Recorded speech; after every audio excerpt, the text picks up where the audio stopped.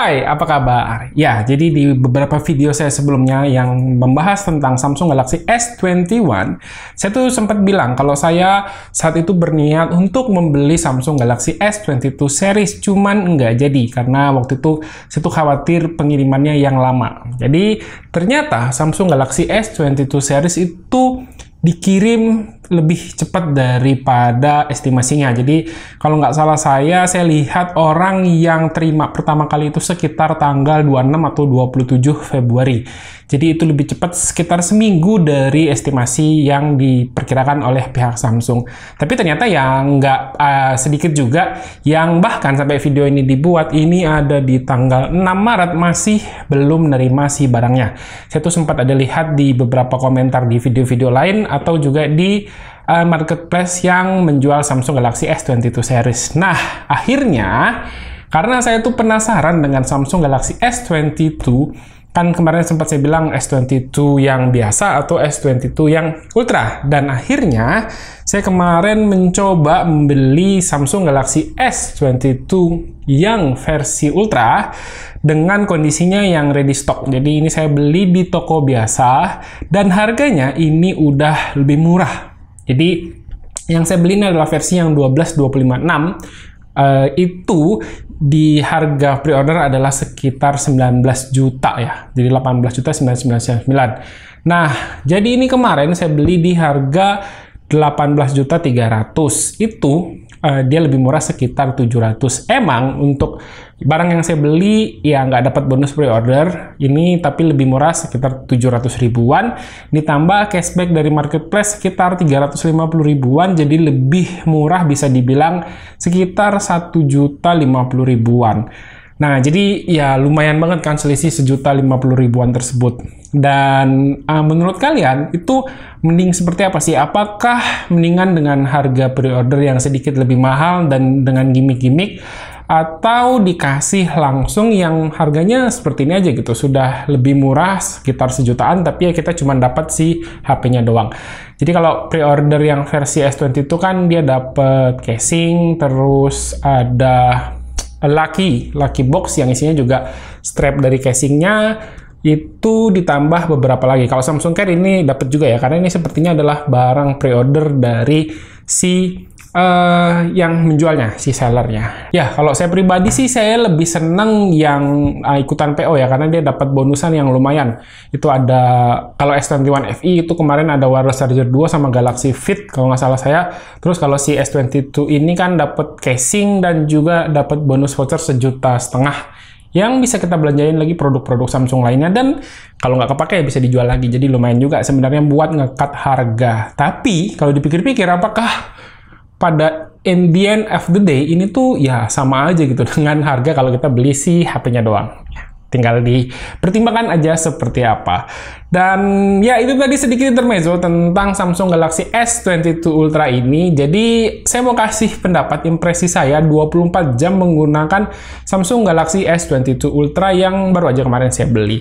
Jadi kalau isi paket penjualannya, karena ini bukan PO, ya udah kita cuma dapat kotak HP-nya doang, yang isinya si Samsung Galaxy S22 Ultra-nya, terus ada kabel charger, dan ya udah gitu doang. Dan ya nggak dapat apa-apa lagi. Nah, untuk speknya Samsung ini sebenarnya saya seneng ya. Saya seneng dengan brand Samsung, terutama di Indonesia, karena Samsung itu adalah brand yang cukup mendengarkan apa kata konsumen yang ada di Indonesia. Selama ini mereka pakai yang versi Exynos, kali ini mereka bawa tuh si versi yang Snapdragon. Saya lebih senang versi yang Snapdragon ketimbang yang Exynos, terutama yang Exynos yang terbaru ini yang katanya collab dengan AMD. Saya nggak terlalu peduli dengan itu, karena sebenarnya yang saya suka dengan produknya si Samsung yang menggunakan chipset Snapdragon itu adalah hasil foto yang bagus. Jadi kalau secara performa, Snapdragon 8 Gen 1 udah nggak usah ditanyakan lagi. Ini adalah chipset yang sangat ngebut, chipset yang sangat paling powerful lah yang ada di pasaran saat ini. Tapi ISP-nya yang dipunyai oleh Qualcomm itu beda. Saya udah pernah punya Samsung Galaxy S10i 2 versi. Saya punya Samsung Galaxy S10i yang versi Snapdragon dan juga versi Exynos. Saya pernah bikin komparasinya, performa serta hasil kualitas foto serta videonya. Kalau secara performa itu bisa dibilang kurang lebih sama lah. Itu nggak bakal kerasa banget dalam penggunaan harian. Tapi hasil fotonya ISP yang dipunyai oleh chipset Snapdragon itu lebih bagus. Jadi Samsung Galaxy S10i waktu itu dua handphone yang sama, hanya berbeda chipset, hasil fotonya beda. Chipset yang digunakan oleh Snapdragon, jadi S10i yang menggunakan Snapdragon itu hasil fotonya lebih bagus dibandingkan dengan si yang versi Exynos. Dan ya harusnya sih hasil foto di Samsung S22 Ultra yang versi Snapdragon juga lebih bagus ya. Tapi ya saya nggak punya yang versi Exynos jadi nggak bisa compare. Harusnya lebih bagus, harapannya lebih bagus. Dan untuk masalah desain Samsung Galaxy S22 Ultra nggak usah dibahas lagi. Kalian sudah tahu ini adalah bukan seri S tapi ini adalah seri Note yang menjadi seri S. Sebagai mantan user Note 8, Note 9 ya saya suka-suka aja dengan desain seperti ini, nggak ada masalah. Ini cakep, keren dengan model boxy seperti ini. Cuman yang sedikit agak disayangkan adalah desain belakangnya yang bikin saya dejavu dengan Samsung Galaxy A32. Ya nggak sih? Terus impresi saya selama 24 jam pakai Samsung Galaxy S22 Ultra ini, saya ngerasa Samsung tuh bisa ngebawa sebuah smartphone to the next level ya, dalam berbagai hal. Contoh dari segi layar, saat pertama kali nyala aja Samsung Galaxy S22 Ultra ini layarnya tuh udah kerasa cakep banget, beneran ini layarnya cakep. Resolusinya tinggi, 2K. Terus refresh rate-nya juga 120 Hz, jadi licin banget. Terus tingkat kepekatan hitamnya tuh bener-bener hitam, bener-bener gelap. Terus warna yang dihasilkan juga saturasinya tinggi, jadi ini gonceng banget. Dan kecerahannya sampai 1750 nits. Ini kalau kalian pakai di luar, itu nggak ada masalah banget. Ini kayak handphone yang masih sekitar 800 nits dipakai dalam ruangan, itu ya seperti itulah layarnya ketika kita pakai si S22 Ultra ini di luar. Jadi bener-bener visibilitasnya sangat-sangat bagus. Terus untuk kemampuan fotografi juga, saya ngerasa Samsung Galaxy S22 Ultra ini udah naik kayak, ya ini tuh the next level lah. Jadi kalau kita bisa bandingkan selama ini kemampuan kamera DSLR atau mirrorless itu ada di sini, kemampuan kamera smartphone ada di sini, Samsung Galaxy S22 Ultra itu sudah ada di sini. Jadi sudah mulai mendekati kemampuan fotografi dari sebuah kamera mirrorless. Hasil fotonya memang belum banyak karena saya baru pakai selama 24 jam, tapi dari beberapa sampel foto yang saya ambil, hasil fotonya tajam. Saturasi warnanya bagus. Yang paling saya suka ini adalah kamera telefotonya itu benar-benar kepake. Jadi kamera telefotonya optikal. Ya kalian bisa tahu kalau zoom optikal yang bergerak maju mundur adalah lensanya. Jadi bukan software. Jadi artinya hasil fotonya tuh tajam banget. 10 kali optical zoom itu tajam banget. Dan ini bisa kepake bukan sekedar sebuah kamera gimmick. Terus untuk hasil foto menurut saya dibandingkan dengan iPhone 13 ya hasil foto aja ini masih bagus si Samsung S22 Ultra. Untuk hasil video saya belum banyak nyoba karena memang baru pakai HP ini sebentar. Dan satu lagi hasil foto dari semua lensa yang ada di Samsung S22 Ultra itu punya warna yang sama. Biasanya hasil kamera ultrawide itu sedikit beda dibandingkan dengan kamera utama, tapi beneran, racikan si Samsung S22 Ultra ini untuk semua lensa kamera hasilnya sama. Ini gokil banget. Nah, terus masalah baterai juga ini enak ya. Baterainya lumayan gede untuk sebuah HP flagship, itu 5000 mAh. Daya tahan baterainya tuh kuat, dipakai 24 jam. Screen on time-nya juga lumayan. Itu bisa tembus 5,5 jam dengan kondisi pemakaian tanpa game. Dan resolusi saya set tertinggi di 2K, dan juga refresh rate saya mentokin yang paling tinggi di 120 Hz. Jadi kemampuannya tuh bisa tahu gitu. Kapasitas maksimal yang saya taruh di S22 Ultra itu bisa bertahan seharian dengan screen on time sekitar 5,5 jam. Ini nyaman. Terus untuk fitur di Samsung S22 Ultra juga udah banyak banget. Selain S Pen-nya yang makin banyak fungsinya, nggak cuma sekedar coret-coret, tapi juga ada lumayan banyak fitur-fitur baru.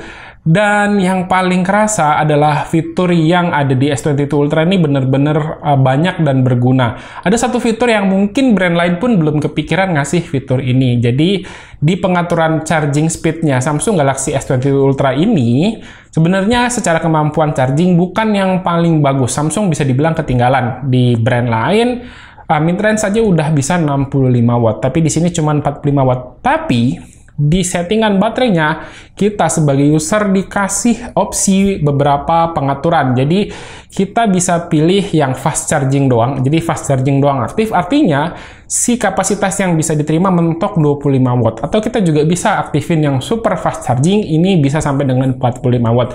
Jadi user punya dua opsi, yang mana opsi ini berguna untuk meningkatkan atau mempertahankan daya tahan baterai yang lebih awet lagi. Dan menurut saya ini adalah salah satu fitur yang sangat bagus, dan ini adalah fitur flagship, tentunya belum ada di smartphone lain. Dan ya, ini adalah salah satu keunggulan yang ada di Samsung Galaxy S22 Ultra. Dan terus apa lagi ya? Ya kayaknya impresi saya tentang Samsung Galaxy S22 Ultra selama 24 jam tuh ya segini aja. Jadi menurut saya selama 24 jam ini cukup menyenangkan menggunakan Samsung Galaxy S22 Ultra, karena HP ini tuh ya HP yang palu gada. Apa lu mau, gua ada. Dan sekarang cuman yang saya pikirkan adalah apa justifikasi mengeluarkan uang 18 sampai 20 juta untuk sebuah handphone doang. Karena saya tuh nggak mau mencoba mengajak kalian konsumtif kayak bilang, udah beli aja gitu, karena HP bagus gitu. Nggak usah disebutin seperti itu, karena ya memang HP ini tuh udah super bagus, bagus banget. Bahkan kan kadang ada orang mikir ya, mendingan 18 juta mah buat beli motor aja gitu, pasti bisa dipakai buat ngojek, bisa pakai buat nyari uang. Nah, ini yang bakal saya pikirin. Saya review si Samsung Galaxy S22 Ultra ini mungkin agak sedikit lebih lama, mungkin sekitar agak telat lah 1 bulanan ke depan. Karena saya mau mikir, apakah dengan mengeluarkan 18 juta untuk sebuah handphone, saya bisa nyari duit dari si Samsung Galaxy S22 Ultra ini. Ya, segini aja untuk video kali ini. Terima kasih ya buat yang udah nonton. Silahkan like dan share video ini jika menurut kalian video ini bermanfaat. Dan pamit, sampai jumpa di video berikutnya. Yuk, bye-bye.